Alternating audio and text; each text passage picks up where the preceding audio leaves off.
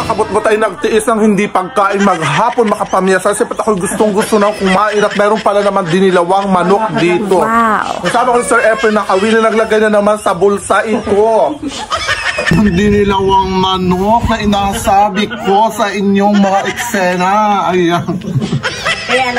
Ay, yan man ding sarap ng sakol ko dito at yanong sa sarap ng pagkain. Ako hindi na mapunta sa ibang bahay. Tama na itong isang bayat na ito na rin. Lahat naman ng putahi ay makagaon din naman ang lasa. May butsi pa. Talaga naman yan sarap. Sarap ng higop man din naman. Dito sa piyastahan ay makalibre man din naman na rin. Hindi ka na mabili ng inagaong putahi ng ulam dyan sa plaza ay nadali man din naman ni Efren na kawili o ay makalibre man din naman ng Alfonso. Ayan, ang dami pa ng pulutan. May din. Ayan, ganyan dapat ang pagkain, Barbie. Yung punong-puno yung sa iyong pinggan. Sulitin at makalibre. Ay sayang naman ining at masasarap ang pagkain. Ay talagang ipagpatuloy mo yan ang masasarap na yan.